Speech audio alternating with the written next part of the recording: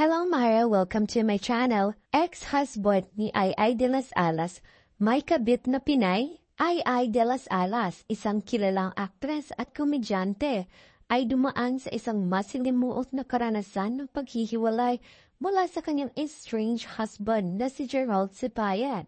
Nagsimula ang kanilang hiwalayan sa isang text message mula kay Gerald at lalong naging komplikado nang lumabas ang balita na may ibang babae, ang tinatawag na kabit, na naging dahilan ng kanilang breakup. Ayon kay Ai, ang dahilan ng kanilang paghihiwalay ay isang third party at ang babae ay isang kapwa Pilipina. Sa kanyang mga social media accounts, nagpost si Ai ng isang makahulugang mensahe tungkol sa mga cheaters na may kasamang quote na, "No woman could love a cheater and not pay the price for it." Sa caption ng kanyang post, ipinaliwanag ni Ai na nakita si Gerald Sipayan at ang hinihinalang kabit nito sa iba't ibang Filipino establishment sa California, tulad ng The Jerry's Grill at Jollibee. Ayon sa actress, madalas silang makita ng magkasama at malapit sa isa't isa, isang tanda ng kanilang pagiging sweet. Bagamat hindi direktang tinukoy ni Ai ang pangalan ng kanyang ex-husband, ang mga pahiwatig na ibinigay niya ay malinaw na tumutukoy kay Gerald Sipayan. Sa mga komento ng mga netizens, marami ang nagsabi na marapat lamang na ibawi ni Ai ang lahat ng naibigay sa kanya, kabilang na ang visa ni Gerald Sipayan, upang matutunan niyang mag-isa at magtrabaho para sa sariling karera. Habang marami ang nakisimpatize kay Ai, may mga netizens din na nagbigay ng mga opinyon kung ano ang nararapat niyang gawin. Ang ilan ay nagmumungkahi na dapat niyang ibawi ang citizenship ni Gerald, na maaari niyang gawin kung mapapatunayan niyang isang fraud ang kanilang kasal.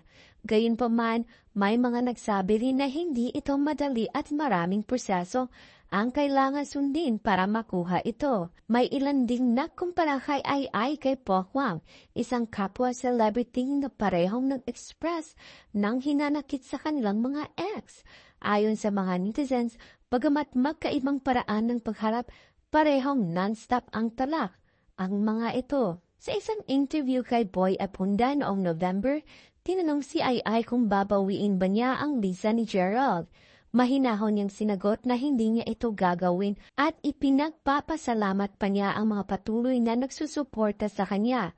Ayon sa kanya, ang pagmamahal at suporta mula sa mga kaibigan at fans ay malaking tulong sa kanyang moving on.